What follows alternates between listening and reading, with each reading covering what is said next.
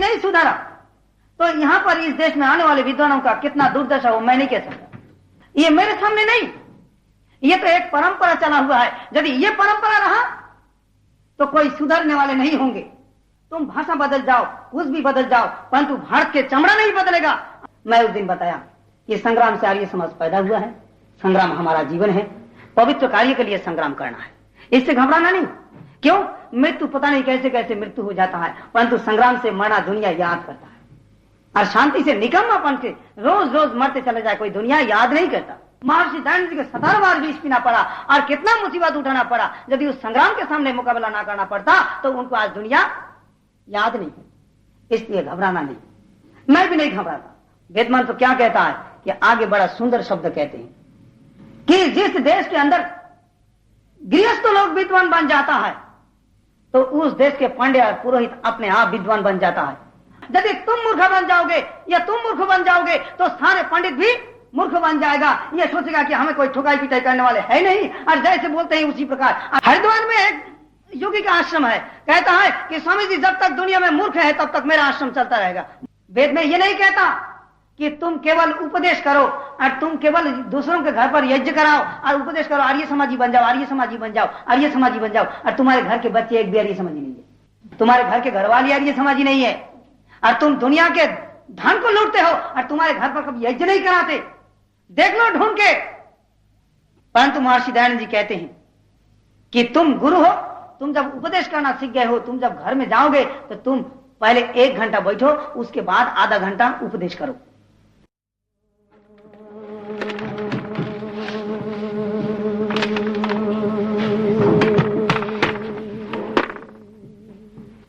पुनन्तु मादेव जना पुनन्तु मनवोधिया पुनन्तु विश्वभूतानि जात वेद पुनीना।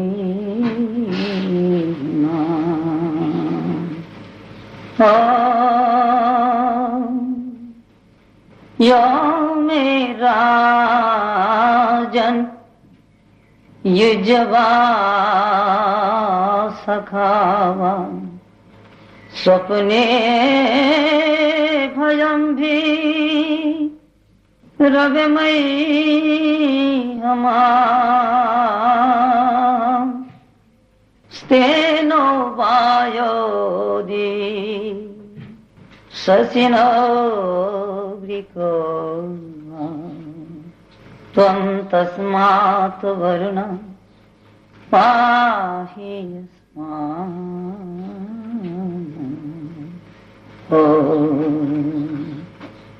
यो यज्ञस्य प्रसादनं स्तन्तुर्दिवेश्वा ततः त्वमाहूतं न क्षेम। ओम शांति शांति शांति।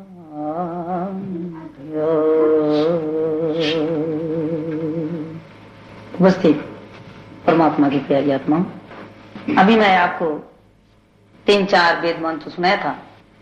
आज पहला मंत्र के ऊपर जो पहला मंत्र बोला था, मंत्र यह है कि पुनन्तु महादेव जना, परमात्मा के भक्त लोग अर्थात परमात्मा को जो जानना चाहता है, अपने शरीर के अंदर रहने वाला आत्मा और परमात्मा और प्रकृति, ये 3 तत्वों को जो जानने के लिए इच्छा रखता है, वो भक्त परमात्मा से प्रार्थना करता है कि हे भगवान, आपकी थोड़ी सी इतनी कृपा दृष्टि हमारे ऊपर रहे कि हमारे घर पर आने वाले या हमको उपदेश करने वाले जो गुरु लोग होते हैं वो हमको पवित्र करे, पुनन्तु पवित्र करे देव जनः मां, अर्थात मेरे अंदर जो बुराइयां हैं, त्रुटियां हैं, हे भगवान मैं आपसे ये निवेदन करता हूं, प्रार्थना करता हूं कि मेरे घर पर जो गुरु लोग आवे वो मुझको पवित्र करे। ये नहीं है कि वो आके अपने स्वार्थ को सिद्धि करके चला गया। नहीं, वो आके मुझको पवित्र करने का कोशिश करी। योगेन चित्त पदेन वाचा मलम शरीर च वैद्यकेन योपाकरोत्तम अपरम योपाकरोत्तम प्रवरम मुनिनाम पतंजलिम प्रांजलिराणतस्मि। योगेन चित्त, कहते जो योग वृत्ति है, जो साधना वृत्ति है, वो चित्त के मैल को दूर करने वाला हो। बड़ा सुंदर विषय है कि परमात्मा के भक्तों लोग परमात्मा से प्रार्थना करते हैं कि हमारे सामने जब जब कोई विद्वान आवे, गुरु लोग आवे, वो हमें पवित्र करके चले जाए। ये नहीं है कि यूं ही चला जाए। परंतु आज विदेश में आकर मेरे जीवनी में भी यह इतिहास रह जाएगा कि मुझको वो देश मिला है जहां पर किसी परिवार में जाने के बाद मुझको कहीं पर दुख कष्ट नहीं मिला। परंतु पता नहीं कैसे हवा है कि उचित बातों को मैं धार्मिक स्थान पर नहीं कह पा रहा हूं। दुनिया के कोने कोने में मैं कहीं जाता हूं जहां पर कोई अपने त्रुटियां मंत्रों को बोलने के लिए, अंततः जीवन की तो त्रुटियां ना जाने कितना है, परंतु मंत्र को शुद्ध करके बोलने के लिए एक थोड़ा सा इशारा करने के बाद मुझको जो बातें सहन करनी पड़ी, भगवान करे आप लोग सुधर जाइए, इस प्रकार मुसीबत ना आवे। जैसे अभी 2-3 महिलाएं वेदों मंत्रों के पाठ किए हैं। संसार के कितने दुनिया के विद्वान आ जाए, परंतु कोई कह नहीं सकते कि भाई मंत्र को इस प्रकार बोलो। परंतु आपने यदि नहीं सुधारा तो यहां पर इस देश में आने वाले विद्वानों का कितना दुर्दशा हो मैं नहीं कह सकता। जैसे उस दिन एक व्यक्ति, मैं नाम नहीं बताता, एक व्यक्ति बड़े दुखों से प्रकट किया कि स्वामी जी भारत से एक महिला आई, अब वो वेदों के विद्वान है, मंत्रों को शुद्ध बोलने के लिए थोड़ा सा हमारे साथ इशारा किए थे कि इस प्रकार मंत्र बोलो। अब यहाँ के पंडित लोगों ने उनको इतना जोर से फटकाए कि तू चुप हो जा, हमारे बाधा होता है मंत्र बोलने में। मैं तो सोचता हूं ये मेरे सामने नहीं, ये तो एक परंपरा चला हुआ है। यदि ये परंपरा रहा तो कोई सुधरने वाले नहीं होंगे। वेद मंत्र कहता है कि पुनंतु महादेव जना, हमारे सामने कौन आएगा कि सुधारने के लिए। मेरे मन में एक दुख बन गया है कि मैं यदि यहां से कोई और देश में चला जाऊं तो मेरे को वहां झिझक उत्पन्न हो जाएगा कि पता नहीं यहां पर भी वही मुसीबत आ जाए कि किसी को मंत्र बोलने के लिए एक व्यक्ति कहने लगे स्वामी जी आपने तो बड़ा गलत किया है। बोले क्यों? तो कहता आपने ऐसे कह दिया कि भाई हमसे सीखो, ये तो बहुत बड़ा भारी गलत है, ऐसे मत कहो। किसी को ये कहोगे कि हमसे सीखो, ये तुम मंत्र गलत बोल रहे हो, तब तो तुम्हारे यहां से भागना पड़ेगा जल्दी। मैं आज तो आपको वो यदि पत्र देखना चाहे तो मैं कहता हूं कि आगे चलकर अंतरंग मीटिंग में उस पत्र को रख के आप विचार कीजिएगा कि भारतीय विद्वान जहां पर का चमड़ा नहीं बदला, तुम भाषा बदल जाओ, कुछ भी बदल जाओ, परंतु भारत के चमड़ा नहीं बदलेगा और तुम उस भारतीय विद्वानों के इस प्रकार करके कलंक बचा रहे हो। न जाने कितनी बातें हुई है। कहने का भी प्रय है, आप बात समझ गए होंगे कि बात हर एक स्थान से नहीं बनती, दो के स्थान से बात बनती है। बात तो उस प्रकार बनती है। मैं तो केवल यही कहा था कि आप लोग मंत्र शुद्ध बोलो, मेरे साथ बोलो। मैं साथ मंत्र बोला, सब लोग इतना प्रसन्न हुए और मैंने यही कहा कि आप लोग, मैं जब तक यहां रहूंगा तब तक मुझसे मंत्र शुद्ध सीख लो, बोल लो। मैं हमेशा तैयार हूं। इतनी बातें कह के यहां 15 दिन के बाद आके दोबारा एक व्यक्ति को कहा, परंतु यहां तो महीना भर प्रोग्राम चल रहा है। मैंने 2 बार सूचना दिया है, परंतु उनके यही है कि उनको क्यों नहीं कहा, उनको नहीं कहा। मैं तो यहां पर आज एक वो बात कहता हूं कि पार्टी बना के रोज रोज हमको आज 4 बार हमला हुआ। आप लोगों को पता नहीं है कि किस परिस्थिति में हम यहां प्रचार कर रहे हैं, परंतु हम घबराते नहीं। क्यों नहीं घबराते? मैं उस दिन बताया कि संग्राम से आर्य समाज पैदा हुआ है, संग्राम हमारा जीवन है, पवित्र कार्य के लिए संग्राम करना है, इससे घबराना नहीं। क्यों? मृत्यु पता नहीं कैसे कैसे मृत्यु हो जाता है, परंतु संग्राम से मरना दुनिया याद करता है। और शांति से निकम्मापन से रोज रोज मरते चले जाए कोई दुनिया याद नहीं करता। महर्षि दयानंद जी को 17 बार विष पीना पड़ा और कितना मुसीबत उठाना पड़ा। यदि उस संग्राम के सामने मुकाबला ना करना पड़ता तो उनको आज दुनिया याद नहीं है। इसलिए घबराना नहीं, मैं भी नहीं घबराता। परंतु एक बात ध्यान रखना, मैं अब किसी को सिखाने के लिए कुछ बात नहीं करूंगा, परंतु इतनी बात जरूर कहूंगा कि यदि 10 घर में 10 महिला पैदा हो जाए और 10 घर में 10 नौजवान इस प्रकार शुद्ध मंत्र पढ़ने के लिए तैयार हो जाए। वेद मंत्र क्या कहता है कि आगे बड़ा सुंदर शब्द कहते हैं कि जिस देश के अंदर गृहस्थ लोग विद्वान बन जाता है तो उस देश के पंडित और पुरोहित अपने आप विद्वान बन जाता है। आप विद्वानों के ऊपर दोष कहने से कोई फायदा नहीं है, आप दोष तुम्हारे ऊपर कहना है। क्यों? गृहस्थ लोग में हर घर में शुद्ध मंत्र बोलने वाले हो तो वहां पर कोई अशुद्ध बोलने वाले मंत्र बोलने वाले पंडित वहां पर जा नहीं सकते, वो घबराएगा। इसलिए वो घबराने से पहले घर में दिन रात तैयार करके उसके घर में मंत्र बोलने जाएगा। यदि जानते हैं कि उस घर में उस महिला बड़े अच्छे ढंग से मंत्र बोलती है, उसके घर में स्वीकार नहीं करेगा, वो अपने को तैयार करेगा। इसलिए 10 घर में पैदा हो जाओ, कुछ अच्छे मंत्रों को शुद्ध करने, अंत तो यज्ञ के मंत्र को बोलो, यज्ञ के मंत्र को शुद्ध बोलने के लिए कोशिश करो, तो देखो सारे पंडित अपने आप सुधर जाएगा। अब पंडित को तुम नहीं सुधार सकते हो, अपने आप तुम मंत्र को शुद्ध बोलना सीखो तो पंडित अपने आप ने दिन रात सुधारने के लिए कोशिश करेगा। यदि तुम मूर्ख बन जाओगे या तुम मूर्ख बन जाओगे तो सारे पंडित भी मूर्ख बन जाएगा। ये सोचेगा कि हमें कोई ठुकाई पिटाई करने वाले है नहीं, और जैसे बोलते हैं उसी प्रकार। और पंडित तो यही चाहता है कि घर के विद्वान, घर के लोग विद्वान ना बने। ये पौराणिक सिद्धांत है कि कोई लेखा पढ़ा ना जाने, तो मैं जैसा कहूं अपना उल्लू सीधा करके अपना स्वार्थ पूरा कर सकूंगा, तो मेरा ढोल बजता रहेगा।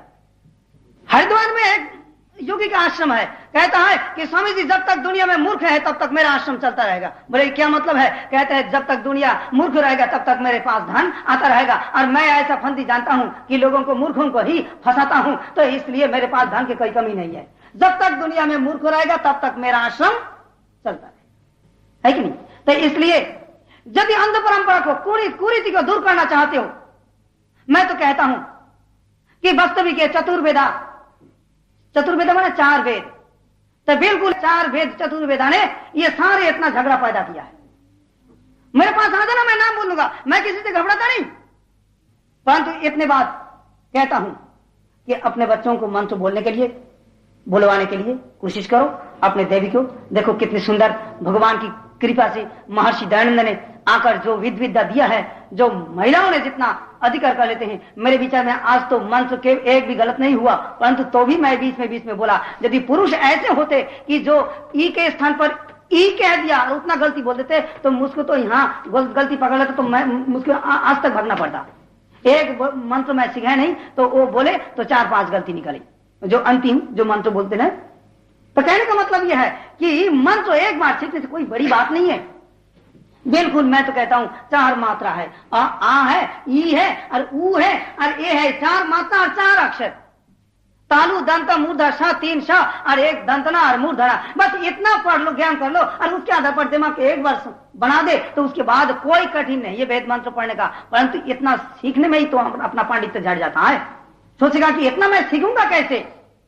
स्वामी जी आप मुझको घर में मेरे को घर में आप टेप कर दो, क्योंकि वहां ठीक नहीं रहेगा। बोले क्यों ठीक नहीं रहेगा? नहीं, लोगों के सामने ठीक नहीं रहता।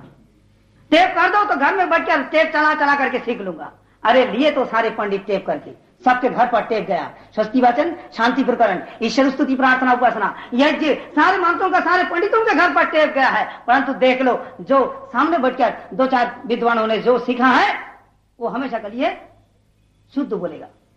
तो इसलिए कहने का अभिप्राय यह है, थोड़ा सा पुरुषार्थ करने से जो काम बहुत बड़ा बन जाता है, इतना पुरुषार्थ करने में जरूर समय लगाना चाहिए। यह बहुत बड़ी बात नहीं है। तो कहने का अभिप्राय यह है, वेद में क्या कहते हैं कि पुनंतु मां देव जना पुनंतु मनवोधिया। और एक शब्द आगे लिया है कि देवजन घर में आकर पवित्र करे, परंतु उस देवजनों के मन और बुद्धि भी पवित्र हो। अब ध्यान दीजिएगा, एक तो पढ़ के विद्वान बना है,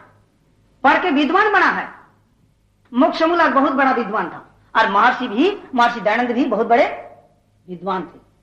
परंतु मोक्षमूल के विद्वत्ता में वो वेद मंत्रों से चुन करके गौ के मांस खाना सिखाया। और महर्षि दयानंद सारे गंदगी को निकाल करके उस मंत्रों के अर्थ को पवित्र रूप में लाया है।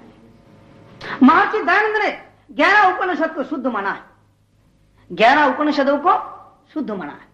और हमारे विद्वान लोग कहीं ऐसा निकालता है कि अपने को विद्वान कहता है और सारे उपनिषद गलत भ्रष्ट बताते हैं। ये नहीं सोचता कि मेरे बुद्धि में भ्रष्ट पैदा हुए, मेरे बुद्धि में भ्रष्टता पैदा हो गई है, ये नहीं कहता। वो दिमाग में भ्रष्टता पैदा हो गया है, परंतु कहता है कि सारे उपनिषद गलत, 6 दर्शन गलत है, ये सारे ठीक नहीं है, ये विद्वानों का झगड़ा है। अरे तुम विद्वानों के झगड़ा को देखकर समझने के लिए अपने विद्वता के अंदर पहुंच जाओ, साधना में पहुंच जाओ। जब तक साधना नहीं करोगे तो वो विद्वता की बातों में काम नहीं देगा। इसलिए कहा कि पुनंतु मनबोधिया, जो विद्वान मेरे घर पर आया है उसके मन और बुद्धि भी पवित्र हो, वो मुझको पवित्र करे। ऐसे ना हो कि उस विद्वता के अंदर और भी गंदगी घुसेड़ दे। पुनंतु मनबोधिया पुनंतु विश्वभूतानी जातो वेद पुनः पुनिहिमा। तो कहते हैं आजकल सारे ढोंगबाजी बना हुआ है। जैसे मैं आज मेरे शायद रात को इसी मंत्र के ऊपर थोड़े से प्रवचन रेडियो में आएगा, उसमें मैं भी थोड़ा सा संकेत किया है, प्रातः आ गया है। अच्छा, तो कहने का अभिप्राय यह है कि मैं जो बता रहा हूं, यदि जीवन के अंदर उन्नति करना चाहते हो तो पवित्रता को देखो। महर्षि दयानंद जी ने ना जाने कितने मुसीबत उठाए। अरे झाड़ू लगा के मैंने उस दिन बताया था और आप लोग सुनते ही हैं जी, तो कोई त्रुटि नहीं है। झाड़ू लगा के कूड़ा को रख के वो बर्तन लाने के लिए गए कि कूड़ा को फेंक देंगे, उसी अवस्था में गुरु बिरजानंदा का आकर पैर पड़ा उसके ऊपर, तब जाकर दंड मारे नहीं। परंतु आज तुम्हारे घर पर कहां से हम कितने दूर से आए, और तुम्हारे घर पर आकर मैं कहता हूं शांति से मंत्र सीख लो। परंतु इतने बातें कि आज कहते हुए तो इतना पार्टी, जो लोग यहां पढ़ने के लिए आएंगे बुधवार, और वो पार्टी बना के पढ़ने के लिए नहीं आए, पार्टी बनाने के लिए भेजा है। कहते हैं आज तो स्वामी को चटनी बनाया जाएगा। मैं आप मने इसलिए हंस रहे हैं, परंतु देखिए मने इनके दिमाग कहां तक है। आएगा, हम क्लास लगा रहा है पढ़ने के लिए और टेलीफोन करके बता रहा है कि आज स्वामी जी को चटनी बनाया जाएगा, इसलिए तुम लोग मत जाओ। है जी, आज मैं कहता हूं जितने विद्वान मेरे पीछे लगकर विद्वान नहीं है जी, ये बुद्धि में, मैंने कहने का मतलब अब मैं मेरे मुंह से गाली तो नहीं आता, परंतु मैं तो इतना कहता हूं कि आज देखने में मुंह में मेरे सामने शक्ल देखने में लज्जा आता है, इतना व्यवहार किया है। आज सामने शक्ल दिखाने में उनको शर्म आता है, लज्जा आता है कि कैसे मैं शक्ल दिखाऊं वहां जाके। अरे यहां पढ़ता रहा और पीछे जाके मैंने टेप तो कर लिया है और 2-3 बार पढ़ लिया है, अब तो पढ़ने का आवश्यक नहीं और सोचने का आवश्यक नहीं, आप किसी प्रकार से यहां से भगाओ, है कि नहीं।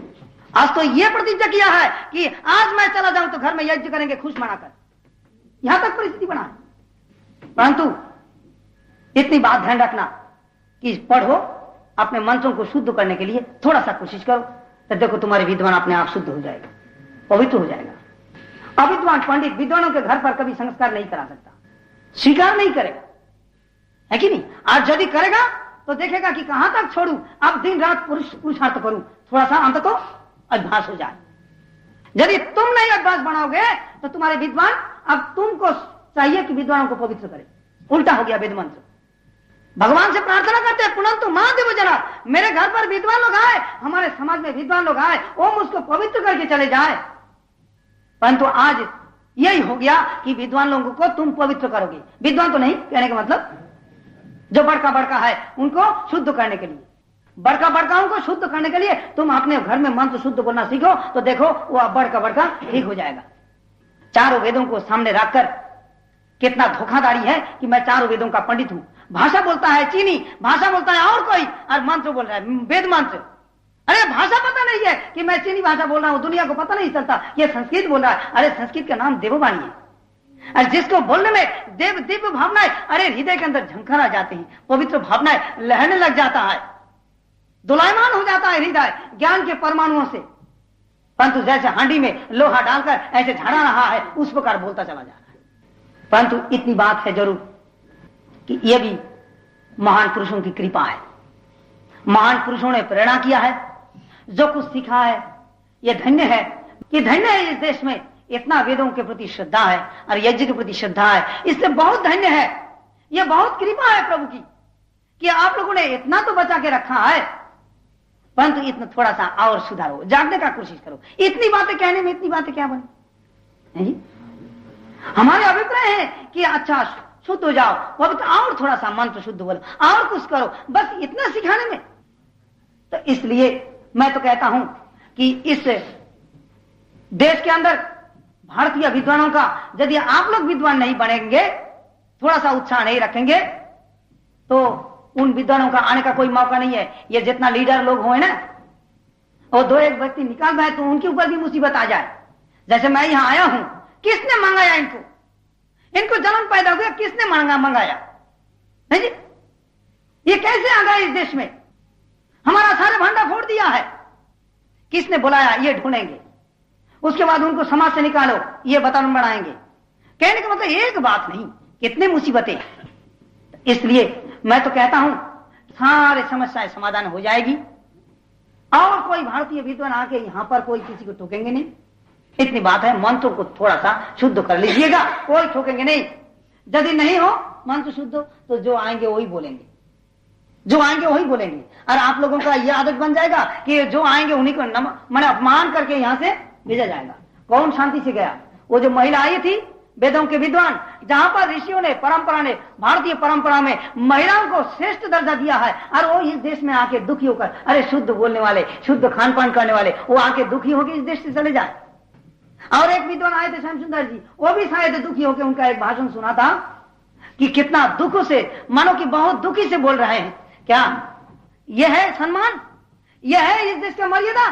परंतु नहीं, आप लोग थोड़ा सा सुधार जाइए।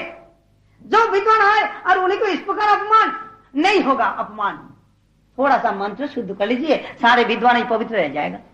और यदि अपने गंदगी को निकालना चाहे और उसके लिए नाराज ना हो, मैं तो सोचता हूं ये जो महिलाएं हैं, ये इंडिया में जाएंगे तो जितना समाज है सबसे महिला अग्रगामी है। मैंने महिलाओं का समाज शांति और श्रृंखला में बना हुआ है, और पुरुष समाज में ज्यादा लड़ाई है। देख लीजिएगा, ये इतना सीखे हैं, हृदय शांत है, पवित्र है, इसलिए सीख पाए नहीं। और ये जो बैठे हैं इनके पास समय नहीं है, ये पास आके शुद्ध नहीं करेंगे, पढ़ेंगे नहीं, समय नहीं है। और इनके पास है जी, और तो भी इतना समय निकाला है, और इन लोगों को समय नहीं। कैसे समय बीत जाता है? झगड़ा में बीत जाता है। घर में बैठेंगे तो टेलीफोन करेंगे, आज वहां है तो अमुक को टेलीफोन करो, अमुक को टेलीफोन करो, अमुक स्थान पकड़ने से वो पार्टी बन जाएगा, वो नहीं आएगा, वहां ज्यादा होने से हमारा भक्त पीट जाएगा, ये करो वो करो, ये सारे बड़े खुराफाती के वातावरण पैदा करेंगे। इसलिए इन लोगों का उद्धार नहीं है। खैर, ये हम तो इसलिए कह रहे हैं कि मैंने हमारा थोड़ा सा जिनके नजदीक वातावरण बनता था उनको तो मैं ज्यादा ठोक पीटाई करता हूँ। रामबान को मैंने कहा था कि जब तक तुम्हारे घर पर रहूंगा तो ये यदि शांति में रहना चाहो तो मुझे दूसरे स्थान पर भेज दो, मैं तो हमेशा ठुकाई पिटाई करूंगा। नहीं, जिनके पास जाऊंगा, जिनके घर में जाऊंगा, उनको ये कहेंगे महर्षि दानी ने सिखाया, अरे जिस घर में रहूं वहां झाड़ू लगाओ, पहले सफाई करो।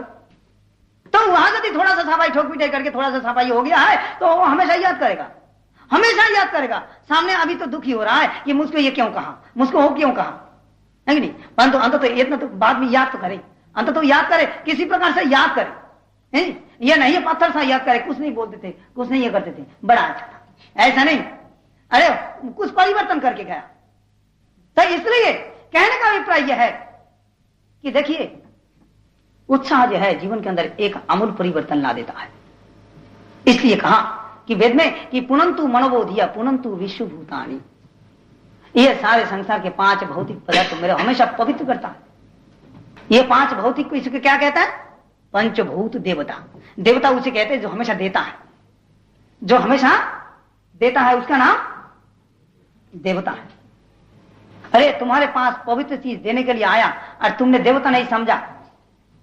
अरे जो दे रहा है, और तुम क्या दे रहे हो? कहते मैं 25 रुपए दिया, 50 रुपए दिया, 100 रुपए दिया। अरे वो तो एक सम्मान है, परंतु उनका पूरा सम्मान एक विद्वान का। अरे जिनका जीवन इस ब्रह्मचर्य अवस्था में संन्यास लेकर कॉलेज से निकाल के, गुरुकुल से पढ़ के निकाल के आज विदेश में इस नौजवान अवस्था को धर्म के आधार पर चल रहा है, और तुम कहते हो कि ये भीख मांगे कहीं घूम रहा है जी।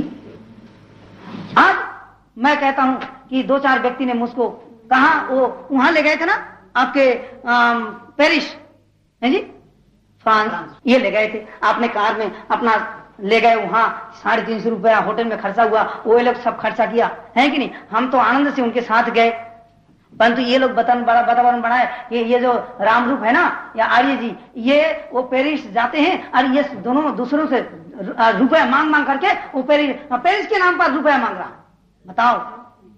बताओ कहां तक बात बन गई। अरे कौन लोग मुझको सारा मैंने लोगों ने दिखाने के लिए ले रहा है, और नाम कहां लपेट लिया कि राम रूपाल ये रुपया मांगता है, पेरिस जाने के लिए पेरिस के बहाना से रुपया मांग के ये स्वामी को देता है, ये भीख मांगा कहीं घूम रहा। लेकिन मैं ये एक बात कह रहा हूं, आप लोग संकेत करता हूं कि आज आगे चलकर हमेशा ध्यान रखिएगा कि विद्वानों को अपमान न करिएगा, क्योंकि यह बहुत बड़ा अन्याय है। वेद में क्या कहते हैं कि विद्वान वही ब्राह्मण मा जागम गोपाय मां सेवदिष्टि अहम अस्मि।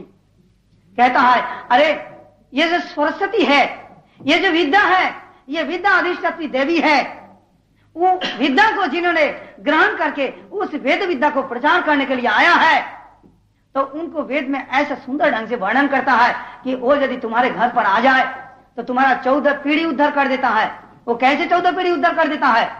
वो इस प्रकार है, जिनके घर पर यज्ञ होता है, जिनके घर पर महान पुरुषों के आगमन होता है, महात्माओं का सत्कार किया जाता है, वो परिवार की परंपरा शुद्ध हो जाता है, 14 पीढ़ी तक उसका परंपरा बनता है।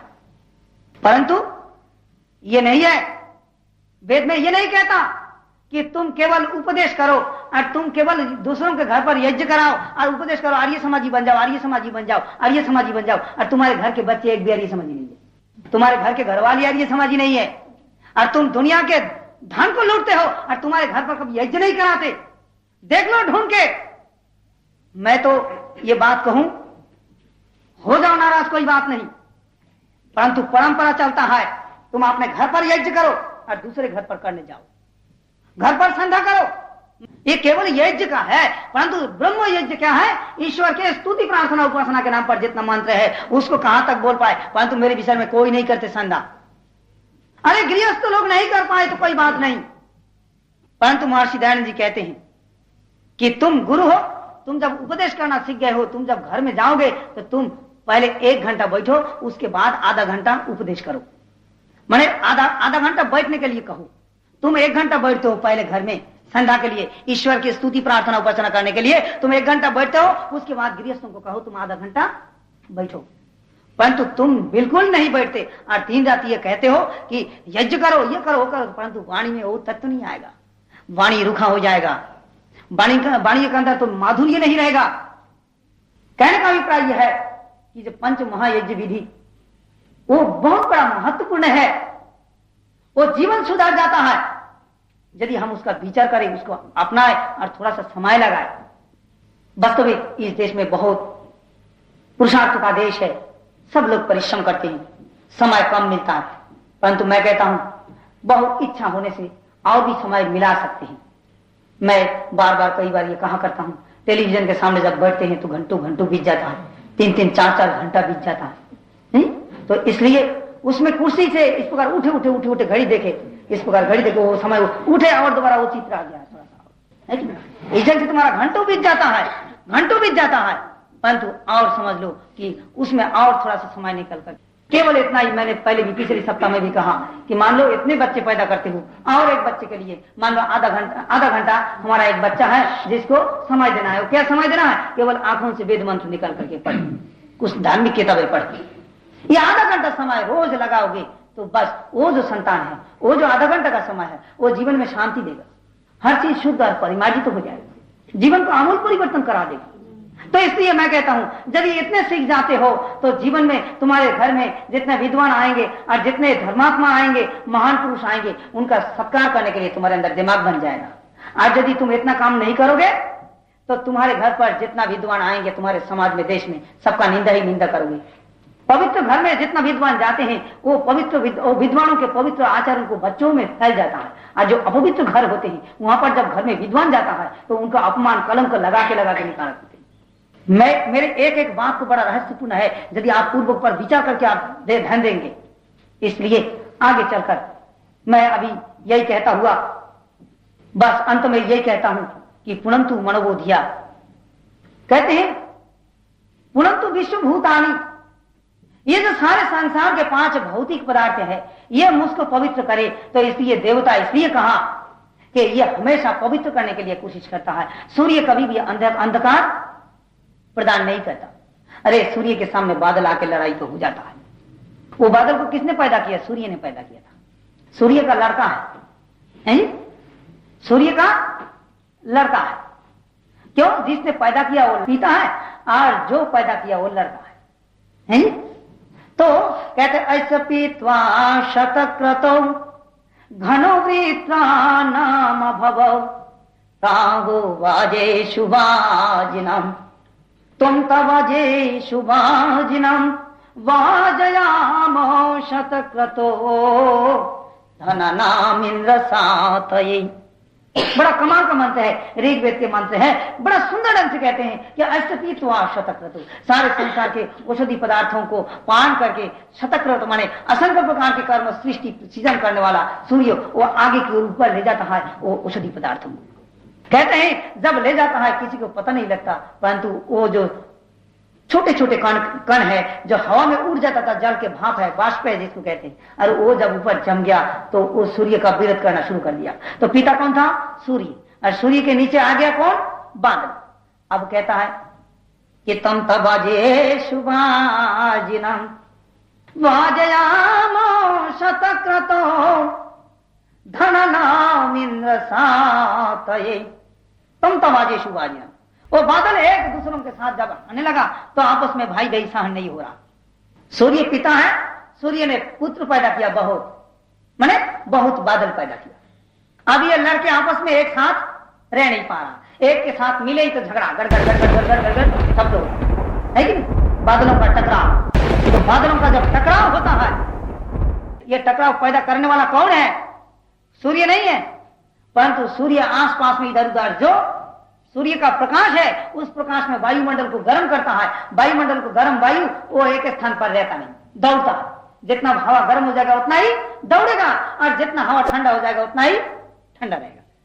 इसलिए जब वो गर्म हवा बढ़ने लगा तो बादल क्या किया? नीचे से ऊपर मोड़ मोड़ करके ऊपर भगा रहा है, तो आपस में टकराव कर रहा है। परंतु देखने में आ रहा है कि बादल टकराता है, परंतु कौन टकरा रहा है? टकरा रहा है सूर्य के तीखे जो प्रकाश, वो दूर दूर पहुंचा करके हवा को गर्म करके चला रहा है। तो हवा में तो ये बादल टकराएगा ही, ये स्वाभाविक है। तो कहते हैं ये अष्टपीत्वा शतक्रतो घनवृत्रा नाम भवम। घनवृत्ता, घन माने गाढ़ा, कठोर, कठिन, वृत्त माने बादल, और घन माने गहरी बादल जब आपस में एक दूसरे के साथ टकराता है तो क्या कहते हैं? अष्टपीत्वा शतक्रतो घनो वृत्राणाम अभव। वृत्रासुर आता है ना पुराण में, वृत्रासुर का लड़ाई है? और वृत्रासुर के पिता का नाम त्वष्टा, वृत्रासुर के पिता का नाम त्वष्टा, और त्वष्टा कहते हैं सूर्य को, और सूर्य के प्रकाश हुआ इंद्र का बाण है। इंद्र कहते हैं जो आगे की ओर गति करता है, तो सूर्य के प्रकाश के जो विद्युत है वो घर्षण से पैदा होता है, वो इंद्र का बाण है। देखिए नहीं, बादल जब एक दूसरों के साथ टकराता है तो एकदम टेढ़ा टेढ़ा में होकर एकदम बिजली के चमकता हुआ चला जाता है, उसके बाद बीच में से एक तीखा बाण जाके गिरता है, उसका कहते हैं वज्र, है नहीं? उस वज्र के बारे में वर्णन करता है। तो कहते हैं कि अष्टपीत्वा शतक्रतो घनवृत्राणाम भवम रावो वाजे शुभाजिनम तम तबाजे शुभाजिनम। अब देखिए एक बड़ा सुंदर रहस्य, प्रकाश किसका? सूर्य का। सूर्य में मलिनता नहीं है, हमेशा चमकता हुआ है। उस सूर्य के नीचे बादल आ गया, बादल के नीचे रहने वाले प्राणी बादल के कारण सूर्य का मुंह दर्शन नहीं कर पाता है जी। ऊपर सूर्य है और नीचे बादल है, बादल के नीचे रहने वाले प्राणी बादल के कारण सूर्य का मुंह दर्शन नहीं कर पाता। जानता है अभी 12 बजा है, सिर पर सूर्य है, परंतु सूर्य होता हुआ अभी दर्शन नहीं होता। ठीक उसी प्रकार हृदय रूपी गुफा के अंदर, हृदय रूपी मंदिर के अंदर वो आत्मा रूपी सूर्य का प्रकाश हमेशा चमकता रहता है। परंतु उस आत्मा के चारों, ये जो आत्मा के द्वारा ये विषय का चिंतन भोग करके नाना प्रकार के माया जल रूपी बादलों को पैदा करके इस आत्मा के चारों ओर घेराव कर दिया है। अर्थात उस आत्मा रूपी सूर्य के सामने चारों ओर बादलों को ऐसे फंसा दिया है, तो बादल टकराता है, बादल टकराता है, एक दूसरे के साथ टकराता है, तो उसके बाद वो मन और बुद्धि इंद्रिया उस बादलों के कारण आत्मा का दर्शन नहीं कर पाता है कि नहीं? सूर्य है, जानता है आत्मा है, परंतु सूर्य का मुंह दर्शन नहीं होता बादल के कारण। ठीक उसी प्रकार अपने हृदय के अंदर रहने वाला मन और बुद्धि और इंद्रियों के अंदर तत्व मूलक जो हृदय रूपी मंदिर में परमात्मा और आत्मा का सखा संबंध है, उस तत्व को दर्शन नहीं कर पाता। क्यों? इसलिए नहीं कर पाता कि ये जन्म जन्मांतर ये कर्मों के मायाजाल रूपी बादल ये टकराव करके विषाद को पैदा करता। सज्जनों, एक बार क्या हुआ, राजस्थान में एक ऊंट तो जानते ना, बहुत बड़ा भारी होता है, और राजस्थान पर एक प्रकार कांटे का झाड़ी होता है जिसको कहते हैं उसको कहते हैं बबुल का पेड़ होता है। और उस बबुल के पेड़ में से डाली ऐसे तीखे बड़ा कोमल निकलता है, और नीचे जो है ना उसका कांटा पहले छोटा छोटा होता है, उसके आगे चलकर इतना लंबा लंबा कांटा होता है, बहुत बड़ा भयंकर कांटा होता है, और उस कांटा को आगे इतना तीखा होता है। परंतु वो जो ऊंट है वो सबसे प्रिय खाद्य है कांटे का झाड़ी। ऊंट जो है कांटा ज्यादा खाता है, बेर के झाड़ियां जो जिसमें कांटा होती की, और वो जो बबुल के कांटा है वो खाता है। उसका मुंह ऐसा थप्पड़ मारता है, उसके अंदर क्या परमाणु है पता नहीं, वो सब कांटा चिकने हो जाता है, अंदर जाके सब गर्मी से उबल जाता है। तो ऊंट क्या किया, उस पेड़ के सारे डालियों को, कोमल कोमल पत्तों को खाया, और जब वो पकड़ करके वो डाली को पकड़ करके वो जो नीचे गिराया तो उसका जो जड़ से टूट गया, तो वो जो मोटा मोटा कांटा है ना, इतना पतला पतला, वो मोटा डाली में लगा हुआ होता है, तो वो तो काट के यहां से किनारे से काट के नीचे गिराता है, तो छोटा छोटा डाली पड़ा हुआ, उसमें पत्ता नहीं है। जितने दूर तक पत्ता है वो तो सारे कांटे के साथ खा डाला, परंतु इतना डाली वो नीचे गिरा हुआ है, गिरा दिया है उसने। गिराने के बाद वो पेट भर वो खाया, और नीचे छोटा छोटा कांटा वो डाली गिराता। अब वहां खाने के बाद सोचता कि मैं अभी कहां जाऊं, ये लू में गर्मी में आज पेड़ के नीचे छाया में थोड़ा सा सो जाऊं।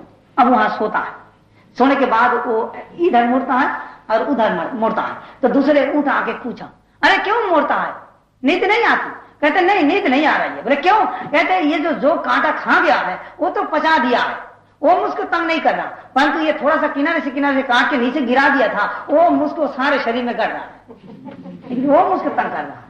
मैंने जितना कांटा खा गया है वो तो मुझको तंग नहीं कर रहा, परंतु ये छोटा छोटा कम बगत ये गिराया, ये मुझको चारों तरफ से तंग कर रहा है। ठीक उसी प्रकार तुम अपने जीवन के अंदर व्यवहार में जो कांटा बाहर गिरा देते हो ना, वो तुमको तंग करेगा, वो तुमको तंग करेगा। मैं आकर केवल एक शब्द बोला था, मंत्र को पढ़ो। तुमने अहंकार और प्रमाद से या अपने घमंडी से जितना कांटा तुमने बाहर गिराया, वो कांटा तुमको तंग कर रहा है। मैं कोई नई बात नहीं बताया यहाँ, मैं केवल मंत्र पढ़ने के लिए बताया कि मंत्र शुद्ध करो। किसी को गाली नहीं दिया, किसी को कुछ नहीं किया, किसी से मांगा नहीं। मैं तो ये कहता हूं कुछ नहीं किया, और जितने परिवार में गया मुझको बहुत प्रसन्नता हुई, किसी परिवार से मुझको दुख नहीं हुआ और मुझको इतना प्रसन्नता हुई। परंतु ये जो कांटा तुम लोगों ने गिराया है, खा तो जाता तो कोई बात नहीं थी, एकदम पच जाता। जैसे महिलाएं ये थोड़े से सीख लिए या और दो चार पंडित, नहीं इतना तो तैयार कर लो, अंत तो साथ रहने के बाद इतना तो हो गया है, पंडित कहे या ना कहे, अंत तो साथ रहने से इतना शुद्ध हो गया। और यदि और जितना लोग है इतना सीख जाते तो मैं तो सोचता हूं सीख जाएंगे। अहंकार है कि मैं टेप से कर लूंगा और दो एक बार पढ़ लिया, अब अपने आप कर लूंगा, है कि नहीं? परंतु अमर्यादा मत करो, जहां से जो लिए हो उसका एक मर्यादा रखने से वो काम देगा, है जी। मर्यादा से शांति देता है। हाथ का सुई हाथ में रहता है जी, और कपड़ा सिलाई करता है, परंतु मर्यादा रहेगा तो ये चमड़ा बचा रहेगा।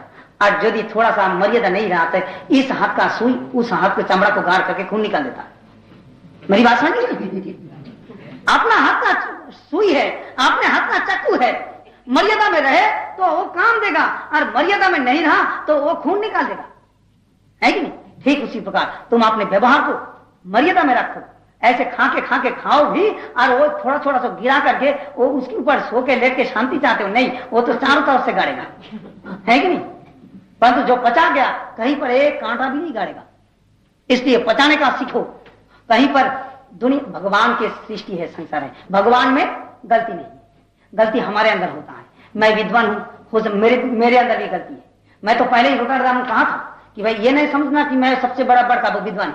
अंत तो इतना है कि यदि मेरे अंदर कुछ मालूम हो कि हाँ सीखने का है तो थोड़ा सा सीख सकते हो, मैं समझ दूं, है जी, है कि नहीं? तो इसलिए सज्जनों, वेद का शब्द बहुत महत्वपूर्ण है। इसलिए कहा पुनंतु मादेव जना पुनंतु मनोबोधिया पुनंतु विश्वभूतानी पावो जो जातो वेदा पुनिहिमा। है कि नहीं? हे भगवान, हमारे जीवन के अंदर ये व्रत हो कि हमारे घर पर विद्वान लोग आवे और बच्चे से लेकर बूढ़े तक सबको, जहां तक परिस्थिति के वश, सबको सिखाए और पवित्र करके चले जाए, और हम दुनिया में याद करते रहे जब तक, और उनके एक एक परमाणु हमारे घर पर बना रहे, और हम आगे की ओर आगे बढ़े, आत्मा को शुद्ध करे, मन और बुद्धि इंद्रियों को शुद्ध और पवित्र निर्मल करे। ये कहते हुए अपना विषय समाप्त करते हैं। इत्यो शब्द।